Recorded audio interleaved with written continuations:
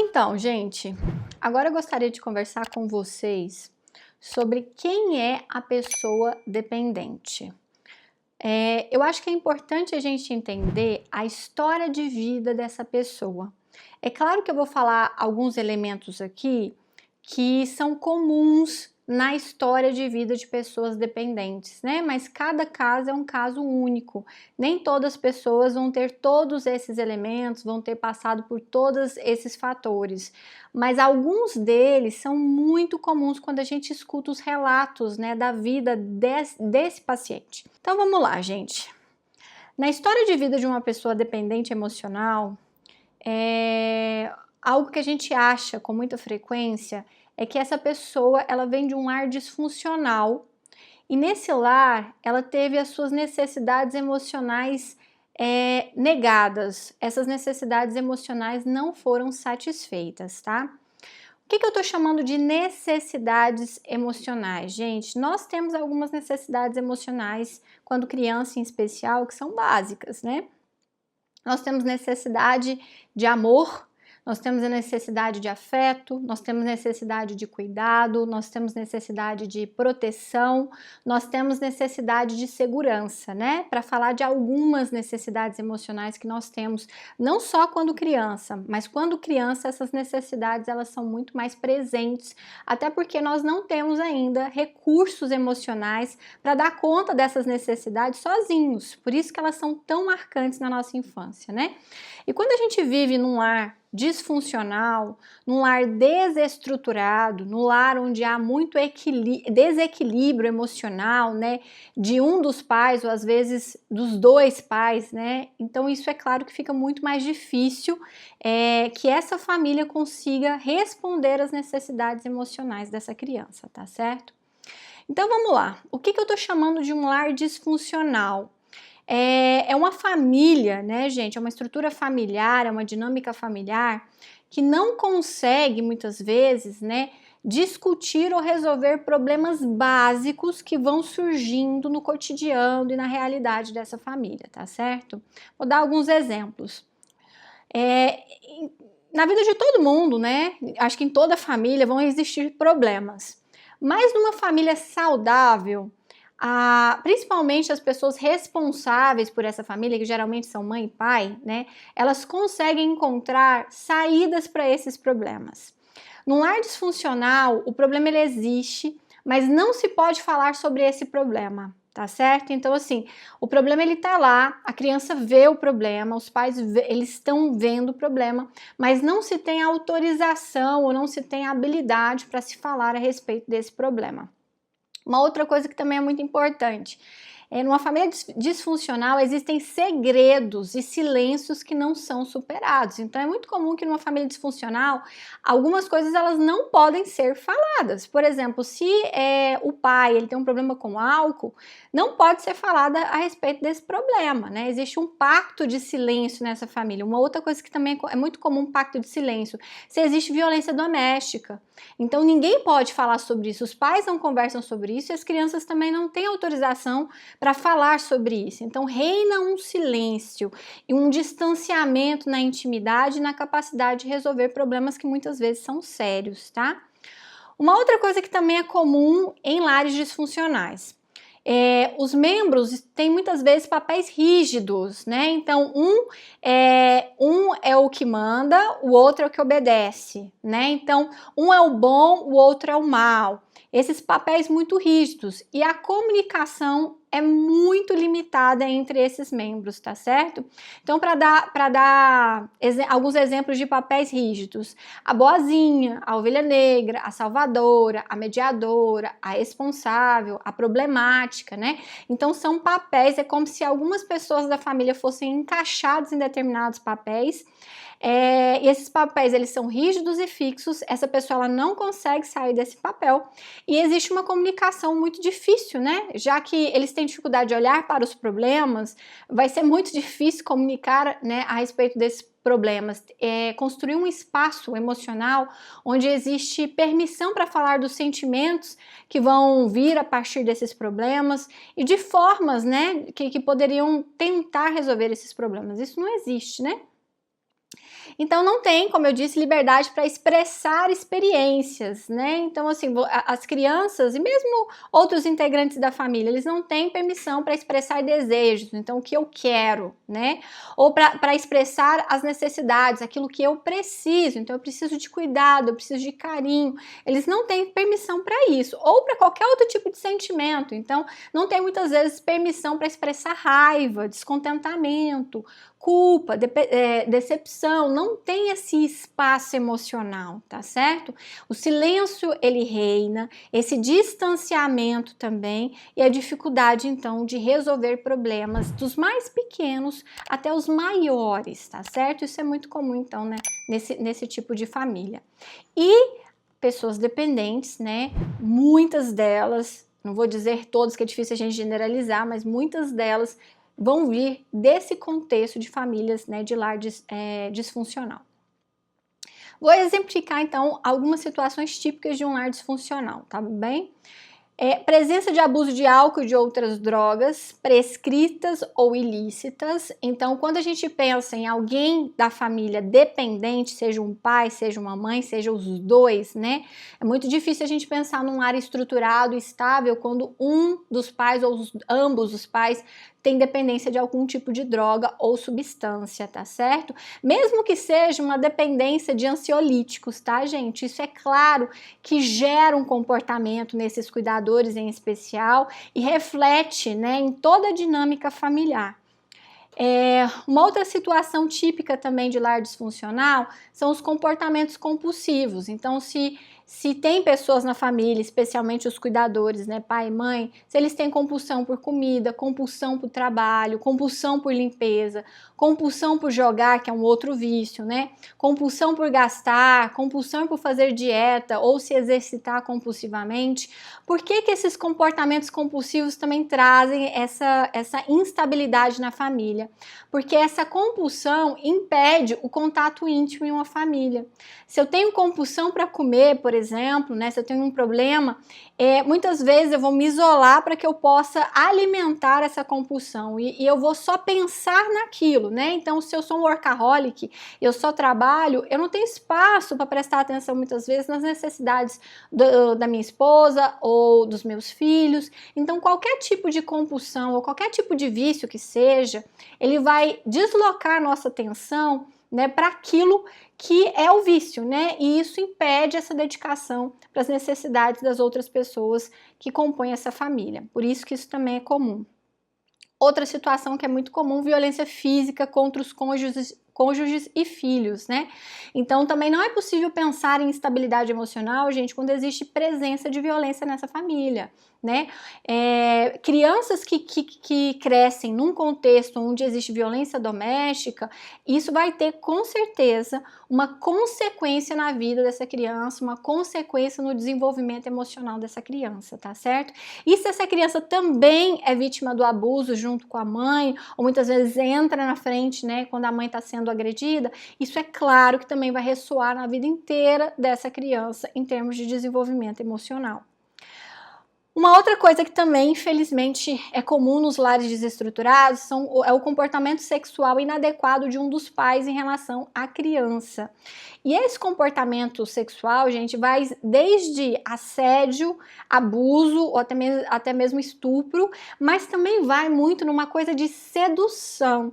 Muitas vezes não existe o ato sexual em si, mas infelizmente alguns pais, eles seduzem os filhos de várias formas diferentes, né? E esses filhos, eles não percebem, principalmente porque a criança ela não percebe esse tipo de sedução. E muitas seduções também são no sentido de formar alianças, né? Então um pai seduz um filho para que eles possam formar uma aliança contra a mãe, por exemplo, né? Ou vice-versa. Então isso também é muito comum, isso provoca muita angústia na criança que não sabe lidar exatamente com o que está acontecendo, né? Para não falar, né, gente, em questões de abuso sexual de fato e incesto, isso é terrível, né? Isso marca, traumatiza a criança para uma criança fortemente e esse trauma ele vai ressoar na vida desse adulto. Outra situação também que é muito típica de lares disfuncionais, né? Então, discussões e tensões constantes. Gente, então assim, Quando existe um desequilíbrio muito grande na relação do casal, né, é muito comum que mesmo que não chegue a uma agressão física, mas o clima de tensão na família provoca um mal-estar muito grande nos integrantes, especialmente nas crianças, né? A criança ela fica tensa, ela não sabe o que vai acontecer, ela não sabe se aquela tensão vai desencadear uma agressão física de fato, elas ficam com medo porque elas simplesmente não tem como evitar aquilo lá, e muitas delas até tentam aliviar, né, a tensão que existe na família, não vão conseguir, e isso cria esse estado de alerta o tempo todo, né? Então a criança ela começa a ficar ansiosa, ela começa a ficar com medo, e ela começa a tentar evitar algumas situações, né, que possam desencadear mais tensão na família. Então é muito desagradável, né, para uma criança que cresce nesse contexto. Uma outra situação que também é típica desse tipo de lar são longos períodos, né, de tempo que os pais se recusam a falar um com o outro. Isso, infelizmente, gente, o tratamento de silêncio, né, e é interessante que a gente não entende o quanto o silêncio pode também ser agressivo, tá? É claro que existem momentos que a gente precisa silenciar algumas coisas, mas esse tratamento de silêncio de pais, gente, que ficam 2 semanas sem olhar um na cara do outro, 1 mês, eu já peguei casais que ficavam 2 meses sem se falar dentro da própria casa. Então isso cria esse clima de tensão, esse clima de discórdia, e cria um clima agressivo dentro de casa, mesmo que não haja uma agressão física, emocionalmente, crescer nesse clima é agressivo, especialmente para as crianças, tá? Uma outra coisa também, típico desse tipo de lar, pais com atitudes e valores conflitantes e que competem pela lealdade dos filhos, aquilo que eu estava falando agora há pouco da aliança, né? Também uma outra característica de desequilíbrio no casal é a competição do homem com a mulher, né? Ou entre os parceiros, para ver quem é o certo, quem é errado, quem tem mais poder dentro de casa, né? E aí, quando existem filhos, os pais muitas vezes convocam os filhos para essa lealdade, para essa aliança contra o cônjuge, né? Às vezes contra o pai, às vezes contra a mãe. E isso para a criança é terrível, tá, gente? Porque primeiro que ela fica no meio, ela ama tanto o pai quanto a mãe, por pior que esse pai ou essa mãe seja, né, a criança nesse lugar, ela ama esses pais, e muitas vezes ela se vê convocada com a lealdade com um pai que às vezes ela tem mais afinidade, e se vê contra o outro pai, então ela se vê, aí ela sente angústia, ela sente culpa muitas vezes, se ela não vai para a aliança, ela se sente culpada, se ela vai para a aliança, ela se sente culpada, então é um lugar muito desconfortável, né, para essa criança. Em algumas separações, né, de casais, isso é muito comum acontecer isso em alienação parental, né, e isso é extremamente nocivo para o desenvolvimento emocional da criança. E aí dentro, né, dessas atitudes e valores conflitantes, tem esses pais competitivos, né, que eles competem, gente, um com o outro, mas pior ainda, são pais que competem com os filhos, e a gente sabe que isso acontece, né, o pai que tem ciúme do filho, ou a mãe que tem ciúme com a filha, né, eu já atendi muitas pacientes dependentes emocionais que vieram de mães abusivas que tinham muito ciúme dela com os pais, né, e eu percebi que nesse movimento havia uma sedução do pai e uma rivalidade da mãe. Eu já peguei casos desse jeito. E, gente, extremamente destrutivo na vida de uma pessoa passar por isso. Ser rival do pai ou da mãe, né, enquanto é seduzido pelo outro, gente, que situação angustiante para uma criança que ainda não tem condição de entender, né, essas nuances da relação. Muito difícil passar por isso. Uma outra coisa que também é comum no lar disfuncional é quando um dos pais não consegue se relacionar com os outros membros da família. Então eu tenho uma pessoa com problema de comunicação, com um comportamento mais agressivo e que se isola, incapaz muitas vezes de assumir a responsabilidade, incapaz de pedir desculpa ou de perdoar as outras pessoas quando elas erram. E esse pai ele se isola e culpa todo mundo por causa disso. Então todos são ruins, todos são errados e esse pai se coloca como vítima, né? Isso também cria uma tensão na família. Isso também provoca culpa na criança, provoca angústia na criança, que não entende por que esse pai ou essa mãe está isolado dessa forma, por que ele está infeliz dessa forma, e muitas vezes acredita que a culpa é deles, né? Então a criança tem muito isso, de acreditar que a culpa é dela. Então cria uma situação assim, de muito constrangimento, tá? Uma outra coisa, uma outra característica de um lar disfuncional é a extrema rigidez dos pais, né? Ou de um pai, ou só do pai, ou só da mãe, né? Ou de um desses membros. Rigidez em qualquer sentido, tá, gente? Rigidez com dinheiro, então aquela pessoa, assim, que muito controlada com dinheiro, que nada pode gastar, que tudo é limitado, que qualquer gasto de dinheiro é visto como peso, né? Isso provoca um mal-estar também. Rigidez com a religião, e a gente vê isso também muito, né? Essa questão de uma religião muito rígida, que tolhe muito, né? Os membros da família, que priva muito, e principalmente de situações prazerosas, né? Uma religião que às vezes é muito voltada para o sacrifício de si mesmo, para a punição, para o medo. Isso também provoca muito desconforto na criança que está se desenvolvendo. Rigidez com o trabalho. Então também tem famílias, gente, que trabalho é a coisa mais importante do mundo. Então você não pode se pegar não trabalhando, né? Eu também já atendi pacientes nesse sentido, que qualquer coisa que não seja voltado para o trabalho não tem valor. Isso também provoca problemas.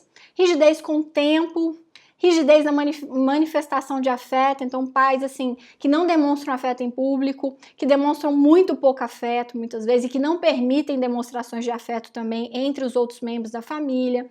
Rigidez ligadas a sexo, ligadas a serviço doméstico. Nós temos mães, gente, que colocam as filhas para fazer um serviço doméstico muito pesado, né?